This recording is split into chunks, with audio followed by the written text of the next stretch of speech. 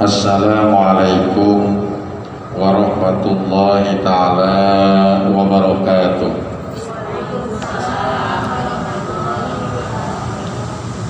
Alhamdulillahilladzi an'ama alaina bi ni'matil iman wal islam. Allahumma salli wa sallim wa barik ala sayyidina Muhammadin wa ala alihi wa ashabihi ajma'in.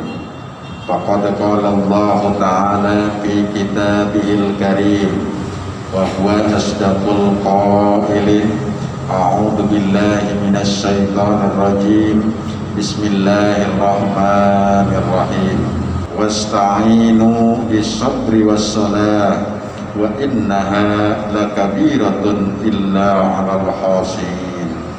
Al-ayah wal makna wallahu a'lam bi muradi. Amma ba'd. Hadirin rahimakumullah, walaupun masih dalam suasana yang terus masih PPKM dan kita memang masih harus menerapkan protokol kesehatan, ya, ini titip salam dari pemerintah, tetap jaga, dan kalau sudah ada kesempatan untuk divaksin, lakukanlah vaksinasi, karena itu adalah salah satu cara ikhtiar kita kepada Allah Subhanahu wa ta'ala. Insya Allah, mudah-mudahan Allah segera mengangkat apa yang terjadi khususnya di negara kita, di wilayah kita, di kota Cilegon, dan umumnya di seluruh dunia. Amin ya Allah ya Rabbal alamin. Dalam suasana yang seperti ini, tentu saja kita harus lebih banyak mendekatkan diri kepada Allah Subhanahu wa ta'ala. Usaha sudah kita laksanakan, divaksin sudah, maka kata Allah tinggal tawakal. Tawakalnya dengan cara apa? Maka Allah berikan informasi kepada kita. Dengan cara apa? Salah satunya menurut Allah Subhanahu wa ta'ala dalam Quran surat Al-Baqarah ayat yang ke-45, jikalau kita membutuhkan pertolongan kepada Allah, maka kamu lakukan wasta'inu bis-sabri was-shalah. Allah sudah informasikan kepada kita bahwa kalau kita ingin minta tolong kepada Allah, salah satu jalan yang bisa kita gunakan adalah Allah sudah catat di dalam Al-Quran, Quran surat Al-Baqarah ayat yang ke-45. Wasta'inu, dan mohonlah ya kepada Allah pertolongan. Jadi mohonlah pertolongan kepada Allah Subhanahu wa ta'ala bis-sabri, dengan kesabaran, was-sholat, dan dengan sholat. Tetapi memang kata Allah, wa innaha, dan sesungguhnya sabar dan sholat itu lakabiratun, berat, memangnya juga berat, ya. Innaha lakabiratun illa alal khashiyin, kecuali bagi orang-orang yang khusyuk dan sungguh-sungguh di dalam kesabaran dan melaksanakan sholatnya.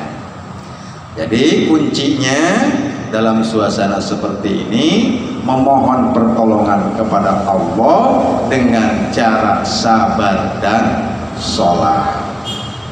Bu, hari sabar nah Bu. Sabar niku CP Imam Al-Ghazali dikatakan yang namanya sabar mah tetap tegak aturan agama di atas kepentingan hawa nafsu. Yang namanya sabar itu tetap tegak aturan agama di atas kepentingan hawa nafsu, itu adalah sabar.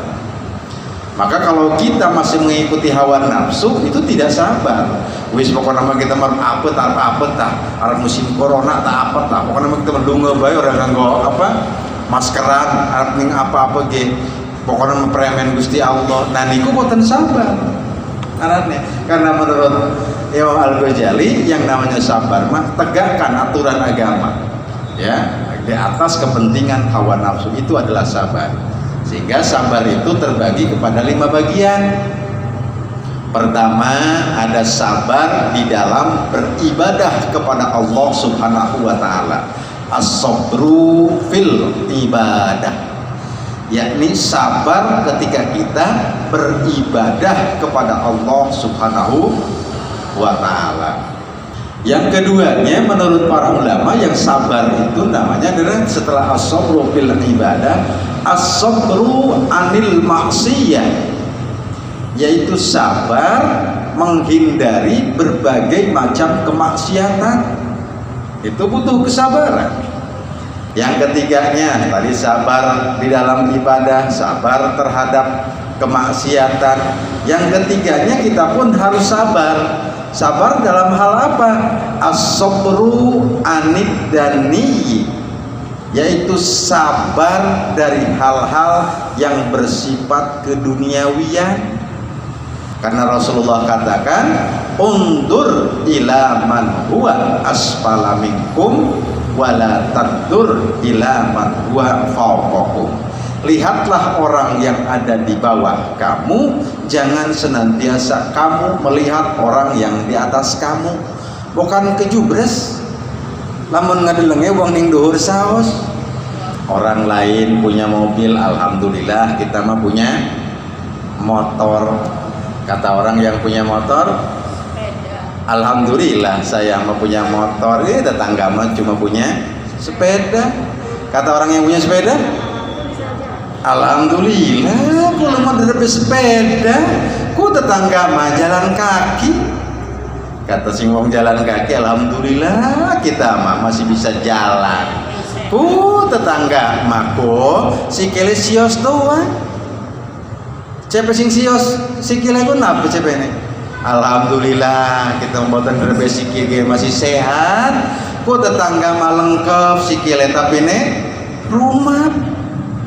Cepewang rumah, alhamdulillah, aku lemah masih rumah. Tetangga mau gini ninggal. Cepewang ninggal, nah apa cepewang? Cepewang ninggal. Cepewang ninggal mali. Alhamdulillah, aku udah meninggal. Si wong makwa urip ge maksiat bae. Nggih. Jadi sabar dari hal bersifat keduniawian, maka muncul sikap qanaah, mensyukuri apa yang ada di dalam dirinya, menjadi qanaah, tenang hidupnya. Apalagi kita sudah usia 50 tahun ke atas, mau apapun yang kita punya nggak mungkin dibawa akan ke akhirat, dibawa pulang, betul tidak? Nggak ada tuh yang dibawa. Bahkan seluruhnya kita tinggalkan. Apa yang dibawa? Cuma amaliyah kita waktu kita hidup di dunia. Makanya lamun pengen bawaan banyak waktu kita tinggal, lakukan amaliyah waktu kita di dunia. Contoh, lamun ibu berangkat umroh atau haji, misalkan ibu di sana punya barang-barang bawaan banyak, diapakan tuh? Biasanya dipaketkan itu ya Bu Haji ya, dipaketkan. Setelah dipaketkan tuh barang mah sudah nyampe, kita nyawa masih di Mekah. Tuh umpama kita beramal itu seperti itu tuh. Kita beramal itu, ibu misalkan datang ke taklim ada keropak amal. Keropak tuh apa ya? Itulah kalau di masjid di depan ada kotak amal tuh ya. Boten usah gede-gede, benten bijis ning rekeke. Misalkan 5.000 rupiah, diambil 5.000 dan dianjingakan, maka hakikatnya itu sudah kita paketkan ke akhirat. Nanti di akhirat akan diambil hasilnya oleh kita. Masya Allah. Makanya as-sabru anid dani, sabar dari hal-hal yang bersifat keduniawian. Jangan salah, karena memang ya Allah ya Rabbana, ini adalah salah satu yang bisa mendatangkan kemaksiatan kepada Allah kalau kita tidak sabar dari hal-hal yang bersifat keduniawian. Anak cucu kita, anak mantu kita harus diingatkan, urip mah kudu qanaah, jangan melihat ke atas dalam hal dunia, dalam hal harta, tetapi lihatlah orang yang ada di bawah. Beda lagi kalau ibadah. I'mal li dunyaka ka'annaka ta'isu abadan wa'mal li akhiratika ka'annaka tamutu ghadan. Kamu kalau beramal untuk akhirat mah jangan berpikir usiamu masih ada besok hari. Artinya apa? Harus bersegera dalam beribadah mah. Itu tuh maksudnya, jangan ditunda-tunda. Yang keempatnya, menurut Imam Al-Ghazali dikatakan sabar itu as-sabru indal musibah. Yakni kita harus sabar ketika kita didatangkan musibah oleh Allah Subhanahu wa ta'ala. Bu, hari hakikatnya musibah datangnya dari mana? Dari Allah. Khairihi wa syarrihi minallahi ta'ala. Bahwa yang namanya musibah baik dan buruknya hakikatnya datang dari Allah Subhanahu wa ta'ala. Ya kan, Allah katakan memang musibah apapun itu datangnya dari Allah hakikatnya, walaupun itu tidak terlepas dari ulah kitanya sendiri. Itu adalah musibah. Maka kata para ulama, kalau kamu ingin minta pertolongan kepada Allah, tanamkan sifat sabar ketika kita ditimpa musibah oleh Allah Subhanahu wa ta'ala. Jadikan musibah itu sebagai ujian keimanan kepada Allah Subhanahu wa ta'ala. Bu, ngeraos boten lamun kula sedanten lagi wenten musibah, lebih dekat nggak kepada Allah? Lebih dekatnya biasanya mah, Masya Allah. Kadang-kadang mah kita itu boro-boro sholat hajat, boro-boro sholat taubat, boro-boro ya, boro-boro kadang-kadang duha juga kadang-kadang dilakukan atau tidak. Tetapi ketika ada musibah, tatkala kita berpikir tidak ada lagi yang bisa dimintai pertolongan selain Allah, kita apa yang kita lakukan? Langsung sujud kepada Allah, bermunajat kepada Allah Subhanahu wa ta'ala. Itu bukti bahwa bagi orang yang beriman, musibah didatangkan untuk menguji keimanannya, bahkan bisa menaikkan derajat keimanannya kepada Allah Subhanahu wa ta'ala. Hari yang namanya musibah itu, Ibu, menurut ahli sufi mah bukan cuma bencana, bukan cuma apa, bahkan kebahagiaan pun itu adalah musibah. Masya Allah, kebahagiaan pun musibah. Karena maknanya apa? Bisa enggak dengan kebahagiaan itu dia lebih takwa kepada Allah, lebih meningkat keimanannya? Kan gitu. Kadang-kadang mah kalau lagi susah mah ya dekat kepada Allah, tapi ketika lagi senang mah kadang-kadang lupa kepada Allah. Maka berarti itu dia tidak sabar ketika mendapatkan kenikmatan dari Allah Subhanahu wa ta'ala. Masya Allah ya, itu maknanya ada sabar dalam hal kita mendapatkan musibah dari Allah Subhanahu wa ta'ala. Dan yang kelimanya, sabar itu adalah sabar di dalam mengupayakan sesuatu, yaitu as-sabru bil jihad. Sungguh-sungguh sabar kita di dalam melakukan usaha kita, itu adalah sabar. Pokoknya mau bosen kita terus hampir 2 tahun kemana-mana harus cuci tangan dulu. Sabar, memang itu ujian dari Allah. Sungguh-sungguh lakukan, maka insya Allah itu akan dijaga oleh Allah Subhanahu wa ta'ala. Masya Allah, buku kepa, lamun kita malam lagi dodok dengan menganggo masker kan asa ngap koton go. Sabar, karena itu adalah ujian dari Allah Subhanahu wa ta'ala.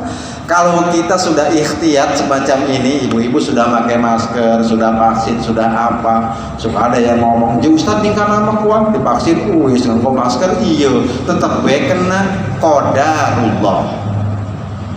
Bahkan sampai dia meninggal, hukumnya pun jihad fisabilillah. Meninggalnya pun dia meninggal husnul khatimah. Apalagi kalau terkena penyakit semacam ini, taun namanya. Orang yang husnul khotimah itu banyak. Meninggal hari Jumat, di keningnya ada keringat ya halus-halus ya. Perempuan habis melahirkan, orang lagi bekerja mencari nafkah buat istrinya, penyakit lepra, penyakit perut, penyakit taun, itu tanda-tanda husnul khotimah. Jelaskan oleh Rasulullah Sallallahu Alaihi wasallam. Makanya kalau kita sudah betul-betul ikhtiar, sudah jaga, tetap kena, itu adalah qadarullah. Jangankan kita kena penyakit berat, bahkan tertusuk duri di tengah jalan, itu akan meluruhkan, itu akan mengeluarkan dosa-dosa kita. Beda ibu, kalau orang beriman mah sakitnya pun juga dia akan merontokkan dosanya di hadapan Allah Subhanahu wa Ta'ala. Dalam hadis yang sangat sahih dijelaskan oleh Rasulullah, kalau ada orang beriman jalan, dia nginjek paku, maka sakitnya itu akan menghapuskan dosa-dosa yang bersangkutan. Tapi bukan berarti kita pengen sakit, bukan ya, bukan begitu.